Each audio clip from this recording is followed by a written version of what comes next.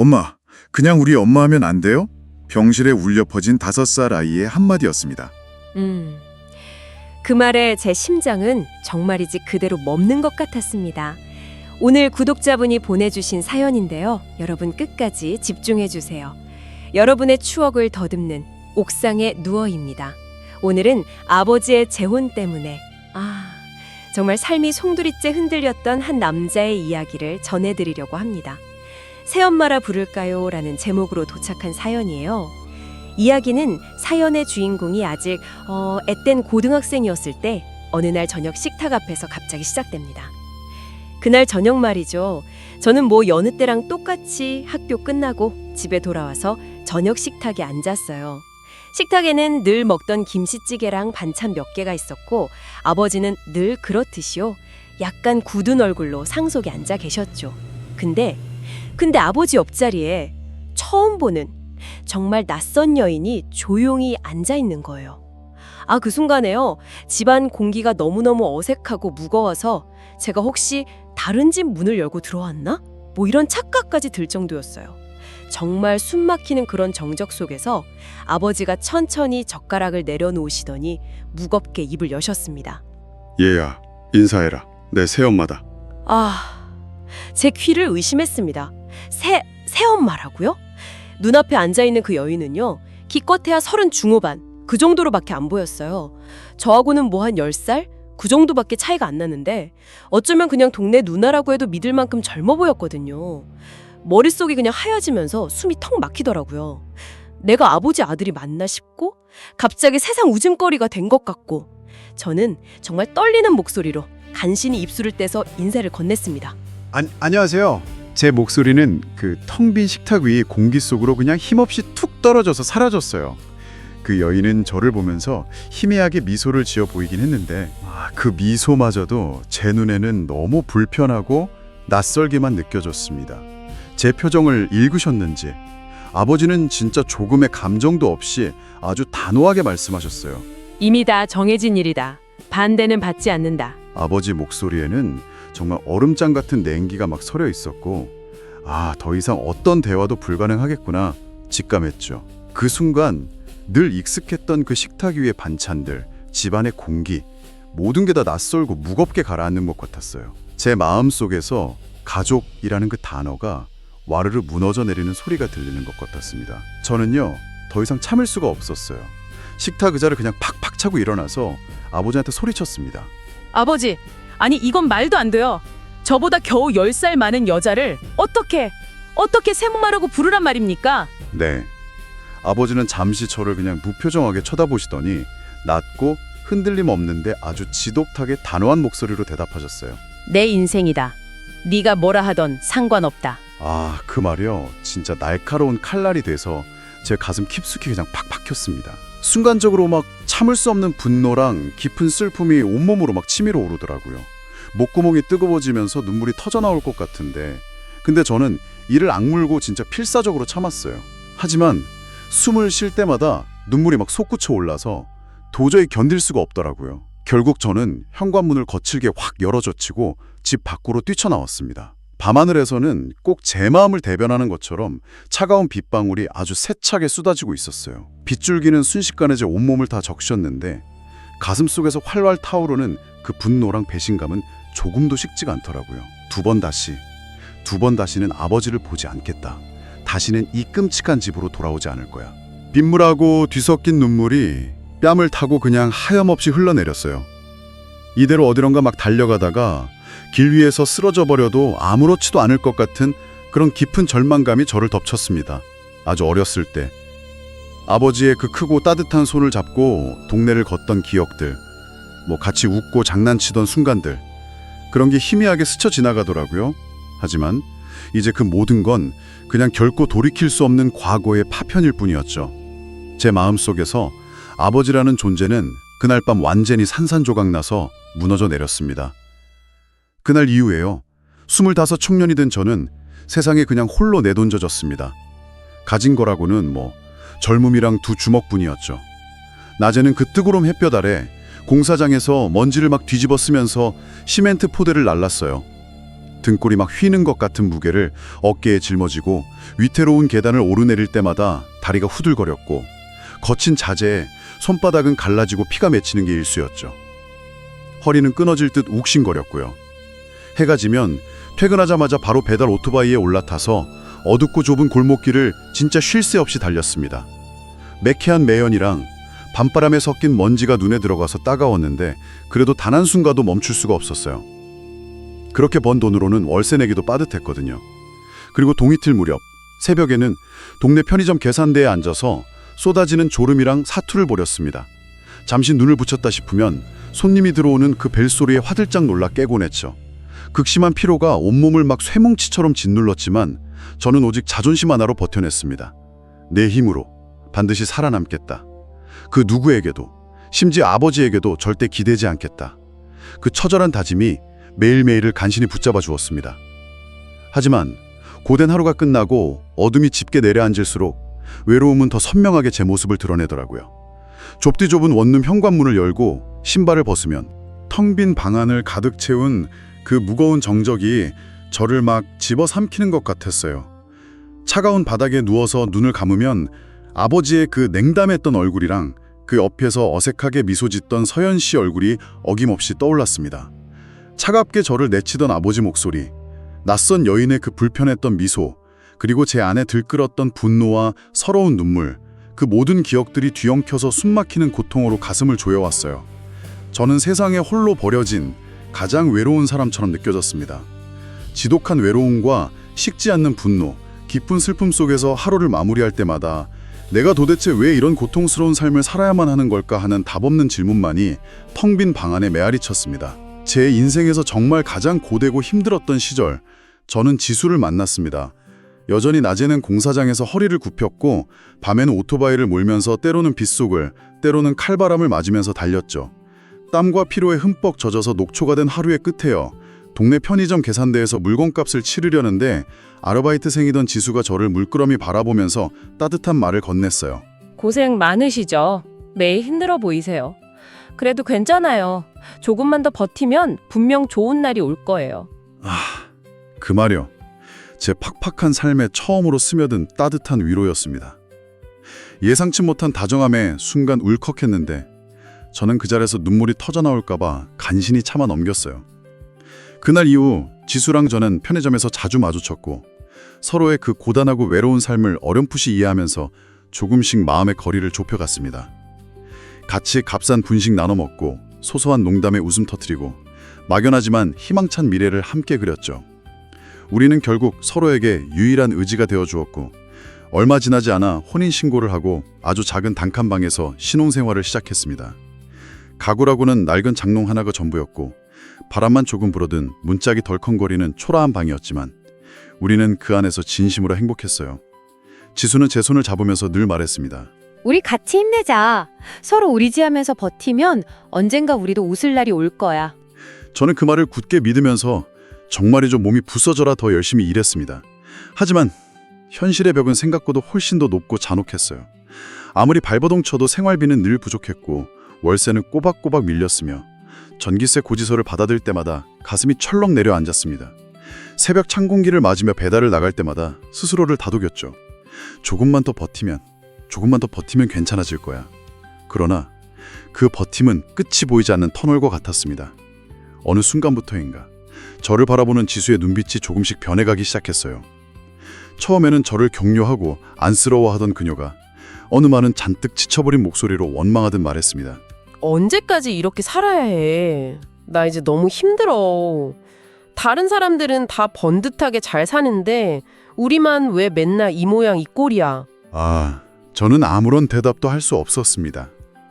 그저 더 열심히 일하겠다는 어쩌면 지킬 수 없을지도 모르는 약속을 되풀이할 뿐이었죠.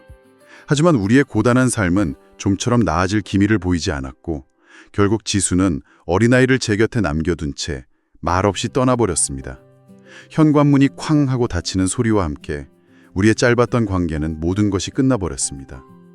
방 안에는 엄마를 찾으며 울부짖는 아이와 싸늘하게 식어버린 공기 그리고 바닥에 흩어진 제 뜨거운 눈물만이 남아있었습니다. 저는 그제야 깨달았습니다. 제가 그토록 지키고 싶었던 짧았던 행복은 한낮 모래성처럼 힘없이 산산이 무너져 내렸다는 것을요. 지수가 떠난 뒤 저는 이제 5살 된 어린 아들과 세상에 단둘이 남겨졌습니다. 아직 세상의 이별과 슬픔을 이해하기엔 너무 어린 아이는 밤마다 엄마를 찾으며 서럽게 울부짖었어요. 아이의 울음소리를 들을 때마다 제 가슴은 정말 갈기갈기 찢어지는 것 같았습니다. 하지만 슬퍼할 시간 줘서 제게는 사치였죠. 낮에는 여전히 공사 현장에서 땀을 흘려야 했습니다. 어깨를 짓누르는 시멘트 포대의 무게가 오늘은 유난히 더 무겁게 느껴졌지만 집에 홀로 있을 아이 얼굴을 떠올리며 이를 악물고 버텼습니다.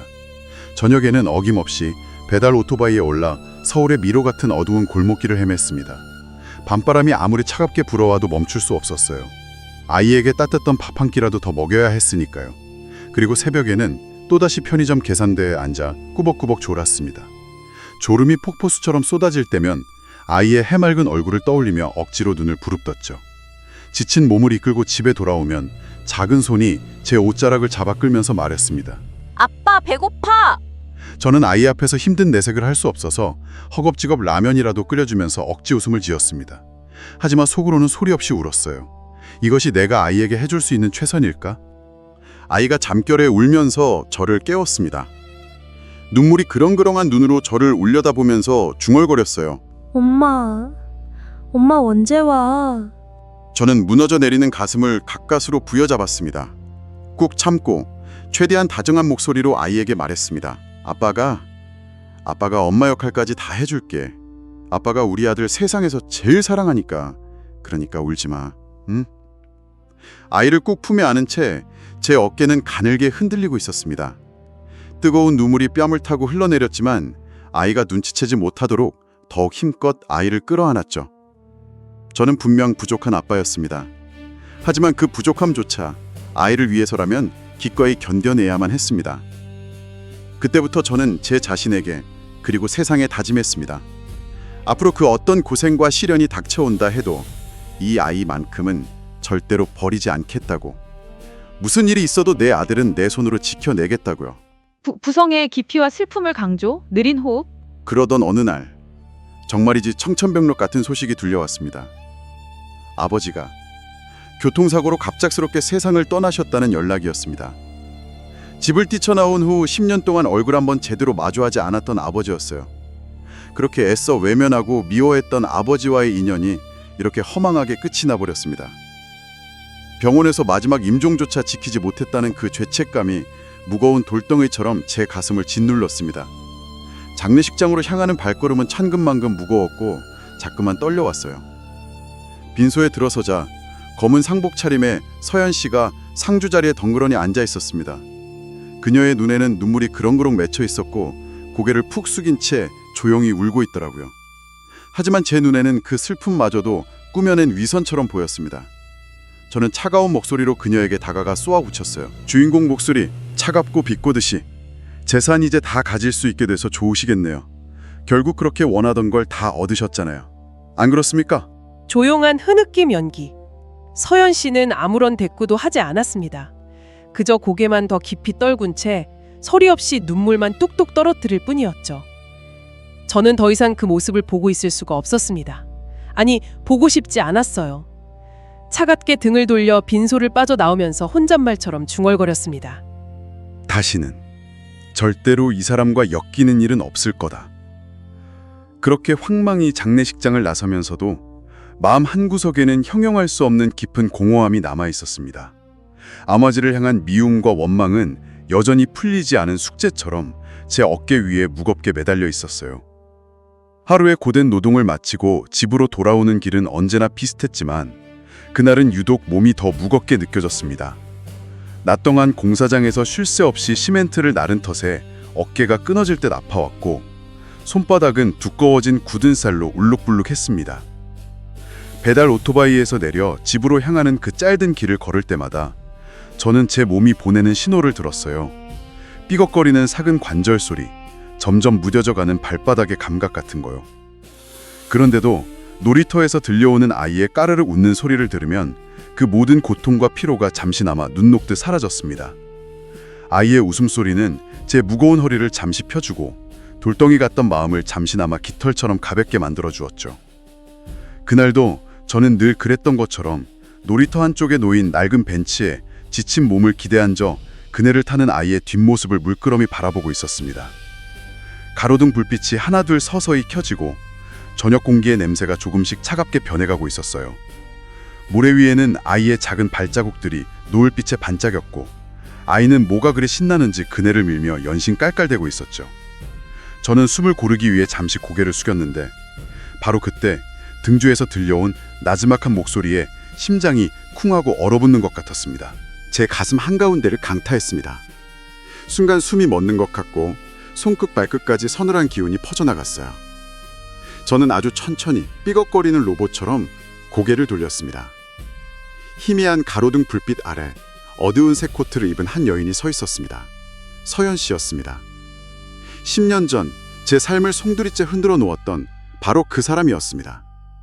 시간이 꽤 흘렀지만 그녀의 얼굴과 표정은 마치 어제 본 것처럼 제 기억 속에 또렷하게 남아있었죠.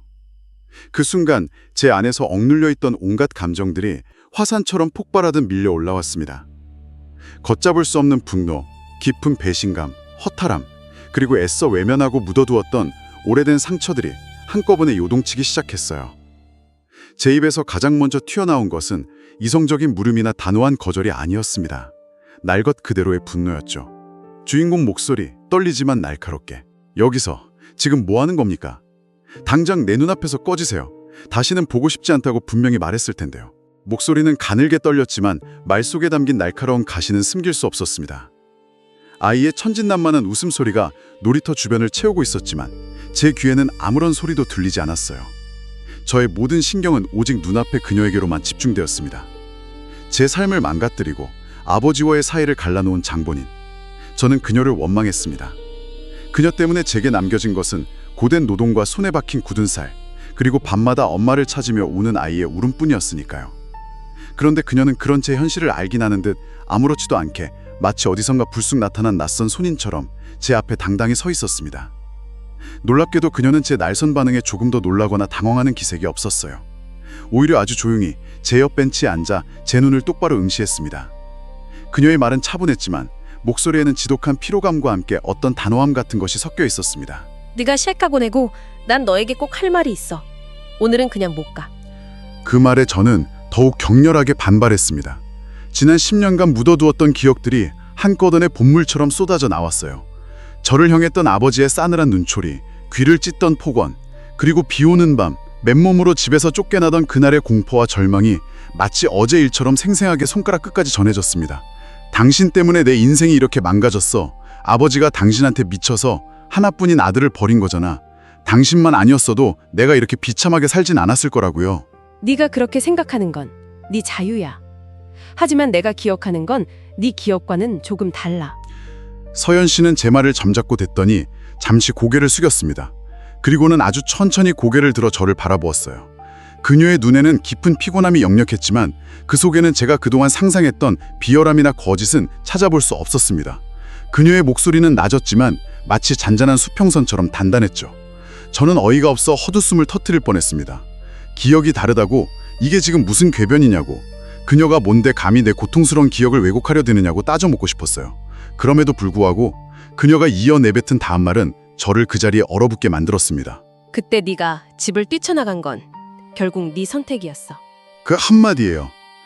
갑자기 제 머릿속에서 지난날의 장면들이 파노라마처럼 겹쳐 떠올랐습니다. 아버지의 고함 소리, 그리고 제가 분노에 차 문을 팍 차고 나가던 바로 그 순간. 제 기억 속에서 저는 분명히 억울하게 쫓겨난 피해자였고 떠날 수밖에 없는 상황이었습니다. 하지만 그녀의 말은 제 확고했던 기억에 작은 균열을 일으키며 의문을 던졌어요. 그 깊은 혼란 속에서 저는 저 자신에게 묻기 시작했습니다. 내가 정말 끝까지 버티지 못했던 건 아닐까? 아니면 정말로 아버지가 나를 내쫓은 건 아닌가?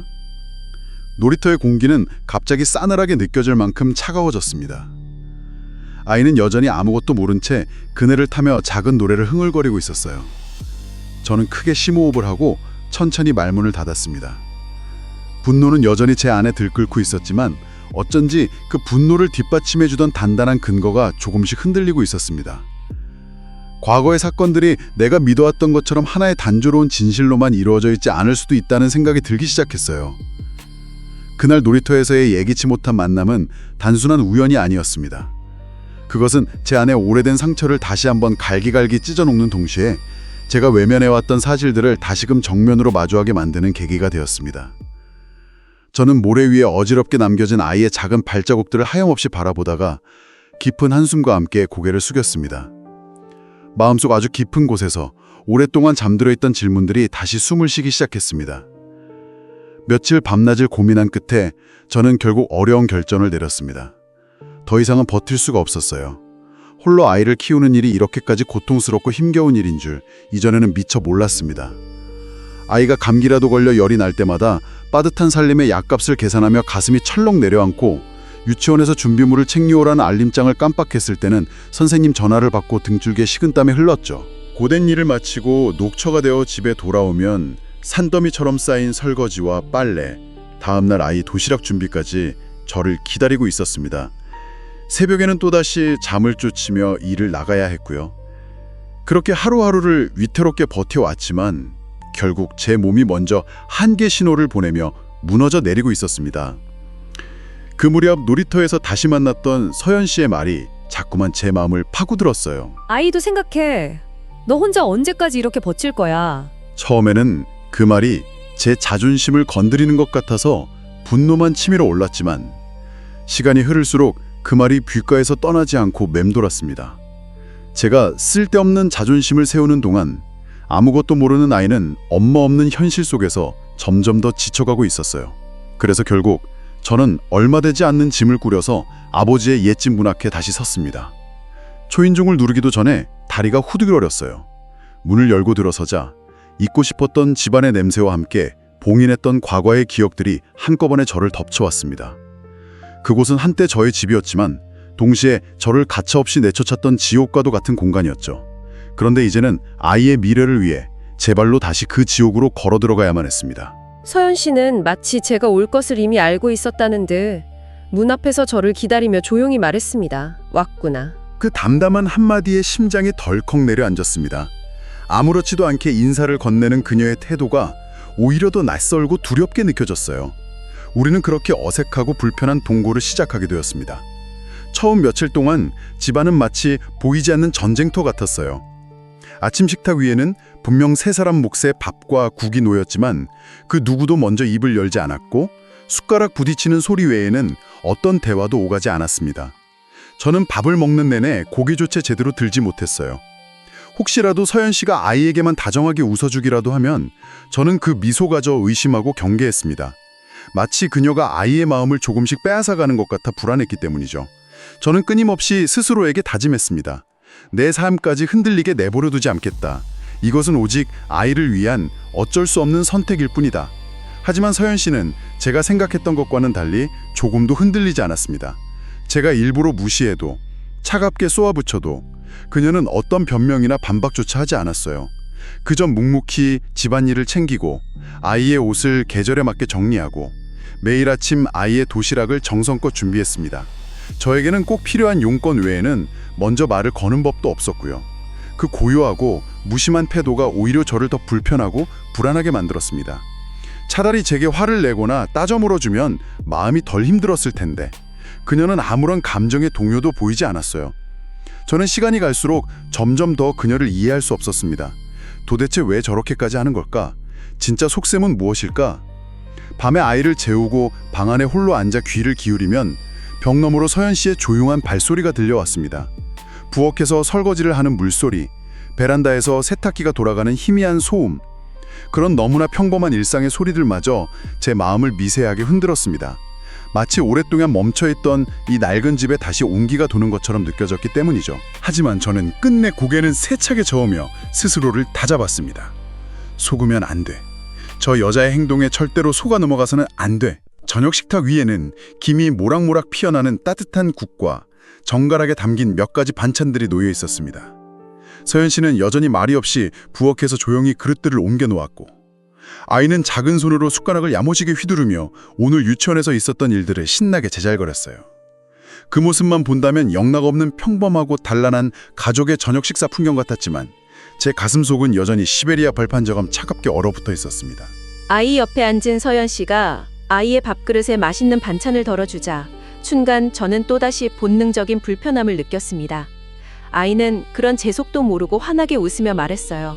와, 이모가 해준 반찬 진짜 맛있다. 최고야. 그 순간 저도 모르게 얼음처럼 차가운 말이 툭 튀어나왔습니다. 아이한테 함부로 정붙이지 마세요.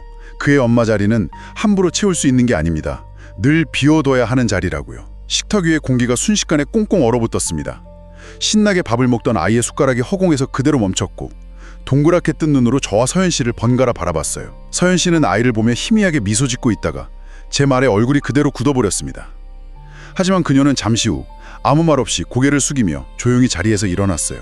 그녀의 발걸음은 어떤 소리조차 내지 않았지만 방으로 향하는 그 마른 뒷모습은 왠지 모르게 무거워 보였습니다. 식탁에는 차갑게 식어가는 국과 반찬, 그리고 어색한 침묵만이 남겨졌죠. 아이는 한참 동안 말이 없더니 이내 조심스럽게 제게 물었습니다. 아빠, 왜 이모한테 그렇게 쌀쌀맞게 말해요? 이모가 아빠한테 뭐 잘못했어요? 저는 차마 아이의 눈을 보며 대답할 수가 없었습니다. 그저 밥을 씹는 척하며 애써 시선을 피했어요. 하지만 마음속은 세찬 파도처럼 요동치고 있었습니다. 내가 왜 그랬을까?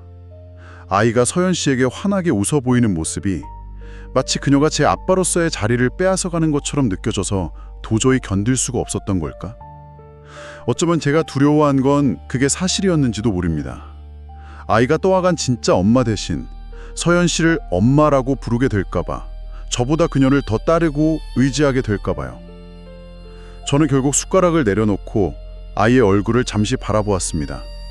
너무나 맑고 순수한 아이의 눈빛이 마치 날카로운 송곳처럼 저를 찌르는 듯했어요. 아이에게 뭐라고 변명해야 할지 알 수 없었습니다. 결국 저는 아무 말도 하지 못한 채 자리에서 일어나 제 방으로 들어가 버렸습니다. 방문을 닫자마자 깊은 한숨이 터져나왔어요. 그런데 바로 그때 문 밖에서 들려오는 아이의 작은 목소리가 제 귀를 때렸습니다. 이모가 나한테 잘해줬는데 아빠는 왜 자꾸 이모한테 화만 내지? 그 훈수한 원망이 담긴 목소리에 가슴이 철렁 내려앉았습니다. 제가 그토록 지키고 싶었던 것은 과연 아버지로서의 자존심이었을까요? 아니면 아이의 사랑을 빼앗길까봐 두려워했던 저의 나약함이었을까요? 하지만 그 이기적인 두려움이 결국 아무 잘못 없는 아이의 마음에까지 상처를 입힐 수도 있다는 생각에 저는 저 자신이 몹시 두려워졌습니다. 어느 깊은 밤, 저는 아이의 흐느끼는 울음소리에 놀라 잠에서 깼습니다. 방 안은 칠흑같이 어두웠고 아이 이마에 손을 겨보니 마치 불덩이처럼 뜨거웠어요. 손바닥으로 전해지는 열기에 심장이 덜컥 내려앉았습니다. 급하게 체온계를 찾아 재보니 39도를 훌쩍 넘기고 있었어요. 저는 정신없이 아이를 안아들고 병원으로 향했습니다. 차가운 새벽 공기를 가르며 응감이 저를 엄습했습니다. 응급실 대기실에서 아이는 기운 없이 축 늘어진 채 링거 주사를 맞았습니다. 작고 여린 손등에 꽂힌 차가운 바늘을 보자 저도 모르게 눈물이 핑 돌았어요. 아이는 힘겹게 눈을 뜨고 저를 보며 속삭였습니다. 아빠, 나 아파. 너무 아파. 아이의 가녀린 목소리가 제 귓가에 고통스럽게 울려 퍼졌습니다. 저는 아이의 손을 꼭 잡아주며 입술을 깨물었어요. 속으로는 계속해서 저 자신을 자책했습니다. 내가 조금만 더 세심하게 아이를 살폈더라면 아이가 이렇게까지 아프지 않았을 텐데, 모든 내 탓인 것만 같았습니다. 바로 그때 옆에서 조용히 들려온 목소리에 문득 고개를 돌렸습니다. 서연 씨였습니다. 언제 왔는지도 모르게 그녀는 제 옆자리에 가만히 앉아 있었습니다. 그녀는 따뜻한 물에 적신 수건을 가져와 아이의 이마를 부드럽게 닦아주며 차분한 목소리로 말했어요. 해일제 먹이고 이렇게 미지근한 물로 계속 닦아주면 열 금방 내릴 거야. 너무 걱정하지 마. 저는 아무런 대꾸도 하지 못했습니다. 분명 속으로는 나 혼자서도 충분히 할 수 있다는 가시돋친 말이 튀어나와야 했는데, 이상하게도 그 순간에는 아무 말도 할 수가 없었어요. 아이의 높은 열에 정신이 없었던 탓일까요? 아니면 저도 모르게 서연 씨의 침착하고 차분한 태도에 기대고 싶었던 걸까요? 밤새도록 서연 씨는 묵묵히 아이 곁을 지켰습니다. 땀으로 흠뻑 젖은 아이의 옷을 조심스럽게 갈아입히고 끊임없이 이마를 닦아주며 아이가 아파서 뒤척일 때마다 작은 손을 가만히 잡아주었죠. 저는 한 발짝 떨어진 자리에서 그 모든 모습을 그저 멍하니 지켜볼 수밖에 없었습니다. 제 마음속을 가득 채웠던 분노와 의심이 적어도 그 순간만큼은 거짓말처럼 사라져 있었어요. 아이의 얼굴은 서서히 편안함을 되찾아갔습니다. 동이틀 무렵 새벽녘이 되자 마침내 열이 내려가기 시작했고 아이는 힘겹게 눈을 뜨더니 저를 지나쳐 서연 씨를 향해 아주 작은 목소리로 속삭였습니다. 엄마. 그 한마디에 저는 정말로지 심장이 그대로 멎는 것 같았습니다. 너무 놀라 급히 다가가 아이를 말렸어요. 아니야, 아들. 이모라고 해야지. 엄마 아니야. 하지만 아이는 제 말을 듣지 않았습니다. 오히려 눈가에 눈물을 글썽이며 서연 씨의 손을 더욱 꼭 잡았어요. 그리고는 너무나 간절한 목소리로 다시 한번 말했습니다. 엄마, 그냥 우리 엄마 하면 안 돼요? 병실 안의 공기가 순간 차갑게 얼어붙었습니다. 저는 목소리를 완전히 잃어버린 채 아이와 서연 씨를 번갈아 바라볼 수밖에 없었어요. 서연 씨는 처음에는 놀란 듯 눈을 동그랗게 떴지만 이내 그 눈가가 촉촉하게 젖어들었습니다. 그녀의 입술은 미세하게 떨렸고 아무 말도 하지 못한 채 그저 아이의 작은 손을 더욱 꼭 잡았죠. 저는 그 애틋하고 가슴 아픈 장면을 바라보며 가슴 깊은 곳에서부터 형용할 수 없는 복잡한 감정들이 거센 파도처럼 요동치는 것을 느꼈습니다. 아이를 향한 질투와 서연 씨에 대한 두려움, 그리고 설명하기 힘든 아주 미묘한 안도감까지.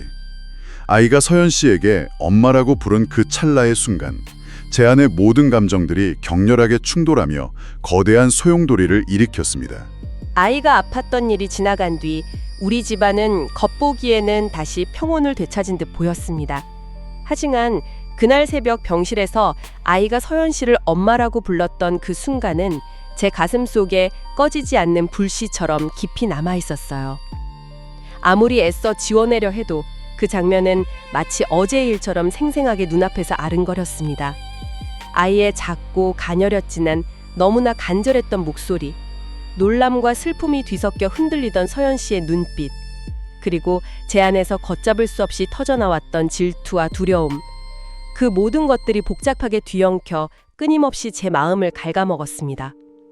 그러던 며칠 후 아주 사소한 사건 하나가 결국 골마있던 감정을 터뜨리는 기폭제가 되었습니다. 그날 저는 공사 현장에서 예상치 못한 야근을 하고 평소보다 훨씬 늦은 시간에 집에 들어왔습니다. 집안 쥐죽은 듯 조용했고 거실 불은 꺼져 있었어요. 아이가 혹시 깨어 있을까 싶어 조심스럽게 아이 방으로 다가가자 문틈으로 희미한 불빛이 새어나오고 있었습니다. 살며시 문을 열어보니 불빛 아래 아이와 서연 씨가 나란히 앉아 있었어요. 아이는 잠이 오지 않는지 책을 읽어달라며 서연 씨 품에 고개를 기댄 채 졸고 있었고, 서연 씨는 아이가 깨지 않도록 아주 낮은 목소리로 동화책을 읽어주고 있었습니다. 그 너무나 다정하고 평온해 보이는 모습을 보는 순간 제 머릿속이 하얗게 비어버리는 것 같았습니다. 저기가 바로 내가 있어야 할 자리인데, 아버지가 사랑했던 여인이 이제는 내 아이에게 마치 진짜 엄마라도 되는 것처럼 앉아있는 그 모습이 저는 도저히 받아들여지지 않았습니다. 저는 방문을 거칠게 벌컥 열며 날카롭게 소리쳤어요. 지금 뭐 하시는 겁니까? 아, 네가 너무 늦어서 아이가 잠들기 전에 책 읽어주고 있었어. 당장 그만두세요. 그런 거 필요 없으니까. 아이 엄마 자리는 함부로 넘보지 말라고 제가 분명히 말씀드렸잖아요. 갑작스런 제 고함 소리에 놀란 아이는 두려움에 찬 눈으로 저를 바라보다가 결국 왕 하고 울음을 터뜨렸습니다. 서연 씨는 아이를 달래려 했지만 저는 이성을 잃고 더 크게 소리쳤어요. 하지 말라고 했잖아요. 당장 그 손 떼세요. 네가 왜 그렇게까지 나를 경계하는지 그 이유 나도 알아. 하지만 이 죄 없는 아이는 무슨 잘못이 있어? 네 그 지긋지긋한 자존심 때문에, 네가 받은 상처 때문에 이 어린아이가 영원히 엄마 없는 애로 살아야만 하는 거니? 방 안의 공기가 터져나갈 듯 무겁게 가라앉았습니다. 아이는 겁에 질려 울음을 멈추지 못했고 서연 씨는 아이를 품에 꼭 끌어안았어요. 그런데 그때 아이를 다독이는 그녀의 눈빛에는 슬픔과 함께 이전에는 볼 수 없었던 어떤 묘한 단호함 같은 것이 깃들어 있었습니다. 그 말은 마치 예리한 비수처럼 제 가슴 한가운데를 깊숙이 후벼 팠습니다. 차라리 그녀가 계속 침묵했더라면 더 견딜 수 있었을 텐데, 그녀가 내뱉는 말 한마디 한마디가 너무나 아픈 진실의 화살이 되어 제 심장에 꽂혔어요. 저는 이를 악물고 고개를 저었습니다. 그건 제가 알아서 할 일입니다. 당신이 상관할 바 아니에요. 알아서? 지금까지 뭘 제대로 알아서 했는데? 네 아이가 또래 애들보다 유난히 작고 말라 보이는 건 한 번이라도 제대로 본 적 있어? 매달 분유값 걱정에 쩔쩔매는 네 초라한 모습은. 이 아이한테 지금 당장 필요한 건 네 그 보잘것없는 자존심이 아니야. 따뜻한 사랑과 흔들리지 않는 안정감이라고. 저는 더 이상 버틸 수가 없었습니다. 마음속 깊이 억눌러 왔던 지독한 열등감과 아버지로부터 시작된 뿌리 깊은 분노가 한꺼번에 폭발했어요. 당신이 뭘 안다고 그런 소리를 해요. 당신 때문에 아버지가 날 버린 거잖아. 내 인생이 이렇게 비참하게 꼬여버린 건 전부 다 당신 때문이라고. 네가 앞으로 나를 어떻게 생각하고 어떻게 보든 이제 상관없어. 하지만 네 아들만큼은 제대로 지켜. 그 아이는 네가 네 목숨을 걸고서라도 지키겠다고 맹세했었잖아. 제 목소리는 마치 절규처럼 방 안에 터져 나왔고 그 순간 아이는 더 크게 자지러짓 울어버렸습니다. 방 안에는 아이의 서러운 울음소리와 제 거친 호흡 그리고 서윤 씨의 낮고 가라앉은 목소리만이 어지럽게 뒤섞여 메아리 쳤어요. 서윤 씨는 울고 있는 아이를 더욱 꼭 끌어안은 채 마지막으로 조용히 말했습니다. 저는 그 말을 듣고도 아무런 대답도 할 수 없었습니다. 목구멍까지 수많은 말들이 차올랐지만 그 어떤 말도 차마 밖으로 나오지 않았어요. 그날 밤 저는 제 방 침대에 엎드려 이불을 뒤집어 쓴 채 깊고 어두운 침묵 속에서 오랫동안 소리 없이 울음을 삼켜야 했습니다. 격렬한 갈등이 남긴 상처와 여파는 집안 구석구석에 싸늘한 능기로 퍼져 있었습니다. 저와 서연 씨는 서로 눈조차 마주치지 않았고 그 사이에서 어린아이는 어른들의 눈치를 살피며 부쩍 말수가 줄고 조용히 행동했어요. 웃음소리가 사라진 집은 마치 태엽이 풀려 멈춰버린 낡은 시계처럼 어색하고 삐걱거리며 힘겹게 돌아가고 있었습니다. 그런데 어느 날 저녁, 유치원에서 돌아온 아이가 가방을 풀더니 그 안에서 조심스럽게 색종이 한 장을 꺼냈습니다. 아빠, 이거 봐봐.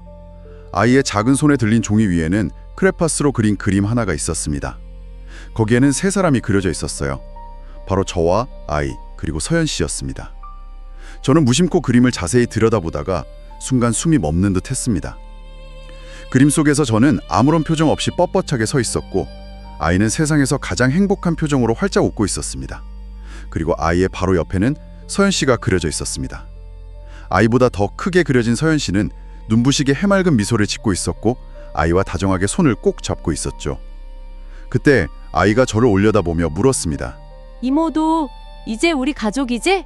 그치 아빠? 아이의 순수한 질문은 저를 몹시 곤란하게 만들었습니다. 가슴이 다시 한번 철렁 내려앉았어요. 입술이 바짝바짝 말라붙었습니다. 머릿속에서는 수많은 대답들이 떠올랐다 사라졌지만 그 어떤 것도 차마 아이 앞에서 내뱉을 수가 없었습니다. 아니야, 이모는 우리 가족이 아니야 라고 단호하게 말하고 싶었지만 저를 바라보는 아이의 기대에 찬 초롱초롱한 눈망울을 보자 도저히 그 말을 꺼낼 수가 없었죠. 저는 결국 애써 아이의 시선을 피하며 고개를 돌리고는 중얼거리듯 말했습니다. 아니, 우리는 그냥 잠깐 같이 사는 거야. 가족은 아니고. 제 대답에 아이의 얼굴에 스치듯 실망하는 빛이 어렸습니다. 하지만 아이는 곧 고개를 작게 끄덕이며 다시 그림을 내려다보았어요. 그리고는 서툰 솜씨로 연필을 꾹꾹 눌러 그림 위에 우리 가족이라는 글자를 적었습니다. 그 글씨는 삐뚤삐뚤하고 엉성했지만 그 속에는 아이의 간절한 바람과 꾸밈없는 진심이 고스란히 담겨 있었습니다. 그날 밤 저는 아이가 잠든 후 몰래 그 그림을 다시 꺼내보았습니다. 아이의 마음이 너무나 투명하게 담겨있는 그 그림을 보며 저는 한참 동안이나 멍하니 앉아 있었어요. 그림 속에서 환하게 웃고 있는 서연 씨의 얼굴이 마치 저를 계속해서 바라보는 듯 했습니다. 마음이 세차게 뒤흔들렸어요. 아이가 바라는 가족의 모습은 너무나 단순하고 명료했습니다. 하지만 제 마음속은 여전히 과거의 상처와 현재의 혼란으로 복잡하게 얽혀 있었죠. 그날 저녁, 집안은 유난히 더 고요했습니다. 아이는 제 방에서 장난감을 만지작거리며 혼자 놀고 있었고 서연 씨는 부엌에서 저녁 식사 준비를 하고 있었어요. 저는 할 일 없이 거실 소파에 앉아 있었지만 마음은 여전히 갈피를 잡지 못하고 산란했습니다. 낮에 본 아이의 그림이 머릿속을 떠나지 않았고 서연 씨를 향한 제 감정은 풀리지 않는 경계심과 설명하기 힘든 혼란스러움을 동시에 불러일으켰죠. 그러던 중 설거지를 마친 서연 씨가 조용히 거실로 다가왔습니다. 그녀는 조심스럽게 제 맞은편 소파에 앉더니 잠시 동안 아무 말 없이 저를 가만히 바라보았습니다. 그 깊이를 알 수 없는 눈빛에는 망설임과 동시에 어떤 결심 같은 것이 담겨 있는 듯 했어요. 그리고 마침내 그녀는 아주 조심스럽게 입을 열었습니다. 세월이 흘러도 여전히 제 가슴을 무겁고 뻐근하게 만들었어요. 저는 애써 태어난 척하며 차갑게 대꾸했습니다. 무슨 말씀이신데요? 설마 또 재산 이야기라도 하시려는 겁니까? 아니야. 그런 얘기 아니야. 그분이 마지막 순간에 내게 남기신 건 돈이나 집 이야기가 아니었어. 바로 네 유학이었어. 저는 의아함과 경계심이 뒤섞인 눈빛으로 그녀를 바라보았습니다. 그러자 서연 씨는 잠시 숨을 고르더니 아주 천천히 마치 돌아가신 아버지의 목소리를 대신 전하듯 말을 이었습니다. 내가 혹시 잘못되어 떠난 뒤에도 저 아이를, 내 아들을 아무쪼록 잘 좀 부탁하네. 아들로서든 아니면 혹시 인연이 닿는다면 한 남자로서든. 그 말을 듣는 순간 제 머릿속이 그야말로 새하얗게 비어버리는 듯한 충격에 휩싸였습니다. 숨이 대대로 쉬어지지 않았고 손끝이 가늘게 딸려왔어요. 뭐라고요? 아버지가 돌아가시기 전에 저한테 그런 말을 남기셨다고요? 정말입니까? 저는 도저히 믿을 수가 없었습니다. 평생 저를 냉정하게 대하고 심지어 집에서 내쫓기까지 했던 아버지가 아니었던가. 그런 아버지가 마지막 순간에 저런 이해할 수 없는 유언을 남겼다는 것은 상상조차 해본 적 없는 일이었어요. 하지만 동시에 그 말은 제게 또 다른 형태의 깊은 충격을 안겨줬습니다. 아버지는 도대체 왜 그런 앞뒤가 맞지 않는 모순된 부탁을 그녀에게 남겼던 걸까요? 서연 씨는 제 혼란스러운 표정을 읽었는지 고개를 살짝 숙이며 씁쓸한 미소를 지었습니다. 처음엔 나도 그 말 뜻을 전혀 이해하지 못했어. 아버님이 왜 내게 그런 이상한 부탁을 하시는지 나도 너처럼 많이 혼란스러웠지. 하지만 그분은 너무나 간절해 보였어. 그 눈빛과 목소리는 결코 농담도 마지막 순간의 헛소리나 착각도 아니었어. 진심이었어. 저도 모르게 이 말을 감싸주었습니다. 제 기억 속의 아버지는 언제나 고집스럽고 권위적이고 차갑고 때로는 폭력적이기까지 한 분이었습니다. 그런데 그런 분이 죽음을 앞둔 마지막 순간에 제 미래와 행복을 걱정하며 그런 애틋한 부탁을 남겼다는 것은 제가 알고 있던 아버지의 모습과는 너무나도 달랐습니다. 참을 수 없는 분노와 깊은 혼란이 동시에 제 안에서 격렬하게 치밀어 올랐어요. 그럴 리가 없어요. 아버지는 날 미워했어. 날 버렸다고요. 어렸을 땐 주먹으로 때리기도 했고 결국엔 집에서 내쫓기기까지 했는데 그게 전부 다 명확한 사실인데 어떻게 그런 부탁을 했다는 거예요? 도저히 믿을 수가 없어요. 그래, 맞아. 그분은 고집이 엄청나게 세고 자기 감정을 표현하는 방식이 너무나 서투르고 거친 분이셨지. 하지만 내가 옆에서 지켜본 그분은 조금 달랐어. 그분은 너를 분명히 사랑했어. 다만 그 서툰 사랑을 너무나 거칠고 아프게 표현했을 뿐이야. 그분의 마지막 순간에 가장 두려워했던 건 다른 무엇도 아닌 바로 너가 이 세상에 혼자가 될 거라는 사실이었어. 그 말에 저는 더 이상 버티지 못하고 그 자리에 주저앉고 말았습니다. 눈앞이 흐릿해지고 귀가 먹먹해지는 것 같았어요. 제 마음속 아주 깊은 곳에 단단하게 자리 잡고 있던 아버지를 향한 미움의 벽이 조금씩 흔들리기 시작했습니다. 제가 지금까지 그토록 필사적으로 붙잡아왔던 건 오직 미움뿐이었는데 만약 그 미움의 근거가 된 기억들이 전부 진실이 아니었다면 저는 말문이 완전히 막힌 채 고개를 깊이 떨궜습니다. 제 가슴 속에서 미움과 후회 그리고 아주 희미한 그리움 같은 감정들이 뒤엉켜 거대한 소용돌이를 일으켰어요. 아버지의 마지막 목소리가 귓가에 생생하게 울려 퍼지는 것 같았습니다. 내가 떠난 뒤에도 저 아이를, 내 아들을 잘 부탁한다. 그 순간 저는 태어나서 처음으로 아버지를 그저 미워하는 대신 아버지를 조금이나마 이해하고 싶다는 생각을 했습니다. 하지만 그 낯선 생각은 저를 더 깊은 혼란 속으로 밀어넣었어요. 저도 모르게 뜨거운 눈물이 뺨을 타고 하염없이 흘러내렸습니다. 그 눈물 속에는 오랜 시간 묵혀두었던 분노와 원망, 이제야 알게 된 진실에 대한 안도감, 그리고 설명할 수 없는 어떤 해방감 같은 것들이 복잡하게 뒤섞여 있었어요. 그 후 며칠 동안 저는 밤에 잠을 제대로 이루지 못했습니다. 아버지의 마지막 유언을 전해 들은 충격은 제 머릿속에서 쉽게 떠나지 않았어요. 너무나 혼란스러웠습니다. 평생 미워해야 할 대상이라고만 생각했던 아버지가 마지막 순간까지 저를 걱정했다는 사실이 좀처럼 믿기지 않았어요. 그 놀라운 사실은 제 안에 오랫동안 유지되어 온 모든 감정의 균형을 송두리째 깨트려 버렸습니다. 그러던 어느 날 퇴근길, 잔뜩 찌푸려있던 하늘은 결국 검은 장막처럼 드리워졌고 예고 없이 세찬 폭우가 쏟아지기 시작했습니다. 변변한 우산 하나 없이 굵은 빗줄기를 온몸으로 맞으며 집으로 허겁지겁 뛰어가던 바로 그 순간 갑자기 제 머리 위로 우산 하나가 불쑥 씌워졌습니다. 깜짝 놀라 고개를 들자 그곳에는 서연 씨가 서 있었습니다. 그녀의 젖은 머리카락이 비에 달라붙어 얼굴을 반쯤 가리고 있었고 입고 있던 코트도 이미 절반 이상 흠뻑 젖어 있었어요. 하지만 그녀는 아랑곳하지 않고 제 쪽으로 우산을 더 기울이며 걱정스럽게 말했습니다. 빗줄기가 너무 세. 이러다 감기 걸리겠어. 저는 그 순간 아무 말도 할 수 없었습니다. 젖은 손이 저도 모르게 가늘게 떨렸어요. 어떤지 그녀가 씌워준 그 작은 우산은 단순히 세찬 비를 막아주는 것 이상으로 제 마음 깊숙한 곳의 불안함까지 가만히 가려주는 듯한 이상한 느낌이 들었습니다. 저는 당황하며 급히 말했어요. 아닙니다. 제가 들게요. 제가 서둘러 우산을 받아들였지만 이번에는 저도 모르게 본능적으로 우산을 서연 씨 쪽으로 기울였습니다. 입이 비에 젖어 축 늘어진 그녀의 어깨가 자꾸만 눈에 들어왔기 때문이죠. 그러자 서연 씨는 그런 저를 보며 고개를 살짝 저으며 작게 웃었습니다. 이러면 결국 우산 씌워주려다 내가 다 젖는 거잖아. 내가 진 거네? 그 말에 저는 순간 답답한 마음에 저도 모르게 외치듯 말했습니다. 주인공 목소리 답답한 듯 외치며 그럼 안으로 더 바짝 들어오세요. 어깨 다 젖잖아요.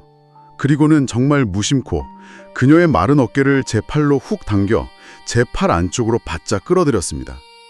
그 바람에 제 팔이 의도치 않게 서연 씨 어깨를 감싸안은 모양새가 되었어요.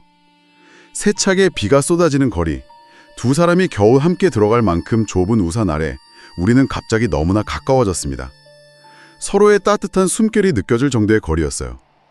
서연 씨는 잠시 당황한 기색을 보였지만 이내 아무 말 없이 제 옆에 바짝 붙어 걸음을 마쳤습니다. 우산 위를 세차게 두드리는 빗소리가 우리의 어색한 침묵과 대화를 대신했어요. 우산을 쥐인 제 손끝으로 전해지는 작은 떨림, 제 어깨에 가만히 닿아있는 그녀의 체온, 그리고 바로 곁에서 들려오는 그녀의 조심스러운 숨소리, 그 모든 낯선 감각들이 제 심장을 세차게 두드렸습니다. 저는 어지러울 정도로 가슴이 두근거렸어요. 마침내 집에 도착했을 때 우리는 현관문 앞에 서서 한동안 말없이 서 있었습니다. 우산을 접으면서도 우리는 쉽사리 서로의 시선을 피하지 못했어요. 평소 같았으면 각자 무심히 집 안으로 들어갔을 텐데 그날은 이상하게 발걸음이 쉽게 떨어지지 않았습니다. 길고 어색한 침묵 속에서 서연 씨가 먼저 입을 열었습니다. 얼른 들어가서 젖은 옷부터 갈아입어요. 그러다 정말 감기 걸리면 큰일 나. 너무나 평범하고 일상적인 말이었는데 이상하게도 그 목소리가 제 귀에는 유난히 따뜻하게 들렸습니다. 마치 아주 오래전 잃어버렸던 가족의 다정한 목소리를 다시 듣는 듯한 착각마저 들었죠. 저는 몰쳐 고개를 끄덕이며 현관문을 열었지만 제 가슴속은 여전히 세찬 파도처럼 요동치고 있었습니다. 그날 밤 저는 또다시 잠을 이루지 못했습니다. 세차게 내리던 빗속에서 느꼈던 서연 씨의 예상치 못한 체온, 그 따뜻하고 부드러운 온기가 제 마음속에서 계속해서 떠올랐기 때문입니다. 제 안에서 무언가가 아주 조금씩 하지만 분명하게 바뀌고 있다는 것을 더 이상 부정할 수 없었습니다. 그로부터 며칠 뒤 아이가 저녁을 먹다가 두 손을 공손히 모으고 제게 말했습니다. 아빠, 우리도 이번 주말에 놀이공원 가자. 에? 유치원 다른 애들은 다 엄마 아빠랑 같이 갔다고 엄청 자랑했단 말이야. 우리도 가자. 아이의 해맑은 부탁에 저는 또다시 가슴이 철렁 내려앉았습니다. 제 아이에게 무엇이 가장 부족한지 누구보다 잘 알고 있었지만 아이의 입을 통해 직접 그 바람을 들으니 마음이 더욱 아팠어요. 잠시 망설였지만 저는 이내 아이의 반짝이는 눈을 보며 고개를 끄덕였습니다. 그래, 가자. 이번 주말에 우리 셋이 함께 가자. 그날 우리는 약속대로 함께 놀이공원에 갔습니다. 화려한 입구를 들어서는 순간부터 아이의 눈은 밤하늘의 별빛처럼 반짝였어요. 회전목마를 탈 때 아이는 제 손 대신 서연 씨 손을 꼭 붙잡았고 무서운 바이킹에 오를 때는 제가 아이를 품에 꼭 안아주었습니다. 커다란 솜사탕을 손에 쥐어주자 아이는 입가에 하얀 설탕을 잔뜩 묻힌 채 세상을 다 가진 듯 환하게 웃었죠. 서연 씨는 그런 아이의 입가를 부드럽게 닦아주며 저를 향해 잠시 눈을 마주쳤습니다. 그 짧은 순간 우리는 아무 말도 하지 않았지만 마치 오랜 시간을 함께 해온 부부처럼 서로의 마음이 전해지는 듯한 기분이 들었어요. 점심을 먹기 위해 식당 테이블에 자리를 잡고 앉았을 때 아이가 갑자기 너무나 자연스럽게 말했습니다. 엄마, 나 목말라. 물 좀 줘. 저는 순간 숨을 멈추고 얼어붙었습니다. 서연 씨 역시 깜짝 놀란 눈빛으로 아이를 바라봤어요. 하지만 아이는 그런 우리의 반응을 아랑곳하지 않고 다시 한번 천진난만하게 웃으며 말했습니다. 이제 이모 말고 우리 엄마 맞잖아. 그치? 나 이제 진짜 엄마 생긴 거지, 아빠. 이제야 조금은 진짜 가족 같아졌네. 식당 안의 공기가 잠시 멈춘 듯 무겁고 고요해졌습니다. 저는 크게 숨을 한번 고르고 천천히 서연 씨를 바라보았습니다. 그녀의 눈 속에는 놀람과 당혹감, 약간의 두려움, 그리고 아주 희미한 기대 같은 복잡한 감정들이 뒤섞여 있었죠. 저는 아주 잠시 망설였지만 결국 아이를 향해 천천히 고개를 끄덕였습니다. 그래 아들, 이제부터는 엄마라고 불러도 돼. 제 허락이 떨어지자마자 아이의 얼굴에 세상에서 가장 환한 미소가 번졌습니다. 아이는 자리에서 벌떡 일어나 서연 씨에게 달려가 와락 안겼어요. 엄마! 우리 엄마! 이제 나도 엄마 있다. 서연 씨는 두 팔로 아이를 힘껏 꼭 껴안았습니다. 그녀의 눈가에는 어느새 뜨거운 눈물이 방울방울 맺혀 흘러내렸지만 그 눈물은 더 이상 슬픔의 눈물이 아니었습니다. 오랜 시간 억눌려왔던 감정으로부터의 해방과 말로 다 할 수 없는 기쁨의 눈물이었습니다. 저는 그 감동적인 장면을 가만히 바라보며 태어나서 처음으로 가슴 깊숙한 곳에서부터 차오르는 따뜻하고 편안한 안도감을 느꼈습니다. 집으로 돌아오는 길, 아이는 제 손과 서연 씨 손을 동시에 잡고 신나게 걸었습니다. 아이의 작은 손이 어쩌면 영원히 이어지지 못했을지도 모르는 저와 서연 씨 사이를 이어주는 튼튼한 다리가 되어주었어요. 저는 바로 그 순간 깨달았습니다. 우리가 지금 함께 만들어가고 있는 것은 어쩔 수 없는 상황 때문에 억지로 이어진 위태로운 관계가 아니라 서로가 서로를 선택하고 노력하며 만들어가는 새로운 형태의 가족이라는 것을. 그날 밤 아이는 하루 종일 신나게 뛰어놀았던 탓인지 금세 깊은 잠에 빠져들었습니다. 저는 조용히 거실로 나와 소파에 앉아있는 서연 씨와 마주했습니다. 한동안 어색한 침묵이 흘렀고 오랜 침묵 끝에 서연 씨가 먼저 조용히 입을 열었습니다. 저는 말없이 고개를 끄덕였습니다. 제 눈에도 어느새 뜨거운 눈물이 고였지만 이번에는 슬픔 때문이 아니었습니다. 돌아가신 아버지가 마지막으로 남긴 그 알 수 없었던 유언의 의미가 비로소 아주 조금은 이해되는 순간이었습니다. 저는 속으로 조용히 중얼거렸습니다. 아버지, 이제야 조금은 알 것 같아요. 당신이 마지막 순간에 그토록 원했던 건 어쩌면 바로 이런 모습이었겠군요. 거실 창밖에는 깊고 고요한 밤하늘이 펼쳐져 있었고 은은한 달빛이 조용히 집안을 비추고 있었습니다. 마치 우리 세 사람의 새로운 가족의 시작을 소리 없이 축복해주는 듯한 따뜻하고 평화로운 밤이었습니다. 그렇게 시간이 조금씩 흘러가면서 우리 셋은 서로에게 아주 천천히 하지만 분명하게 익숙해져 갔습니다. 처음에는 한없이 서먹하고 낯설기만 했던 함께하는 생활도 어느새 너무나 자연스러운 우리의 일상이 되었어요. 아이는 매일 아침 잠에서 깨면 밝고 씩씩한 목소리로 엄마, 아빠 잘 잤어요? 하고 인사를 건넸고 저는 그 정겨운 소리를 들으며 하루를 기분 좋게 시작했습니다. 가끔은 여전히 문득 아버지를 떠올립니다. 제 기억 속 아버지는 늘 저를 밀어내던 차갑고 무서운 얼굴뿐이었는데 이제는 그 엄격함 속에 아주 깊숙이 감춰져 있던 서툴렀던 사랑까지도 어렴풋이 남아 보이는 것 같아요. 지독한 미움으로만 남아있던 그분의 마지막 모습이 지금은 오히려 제 고단한 삶을 버티게 하고 앞으로 나아가게 하는 보이지 않는 힘이 되어주고 있습니다. 서연 씨와 저는 여전히 서로를 조심스럽게 대합니다. 세상 사람들이 말하는 평범한 부부라는 말은 우리에게 아직 조금 멀리 있는 이야기일지도 모릅니다. 하지만 한 집안의 부모로서 사랑하는 아이를 함께 걱정하고 함께 키워나가고 있다는 그 분명한 사실만으로도 우리에겐 충분했습니다. 오늘 라디오에 이 긴 사연을 보내는 지금 저는 비로소 한 가지 사실을 깨달았습니다. 가족이란 어쩌면 피가 섞였다는 사실만으로 저절로 완성되는 것이 아니라 저는 이제 제 삶 속에서 이렇게 현실이 되어가고 있습니다. 이제는 더 이상 미래가 두렵지 않습니다.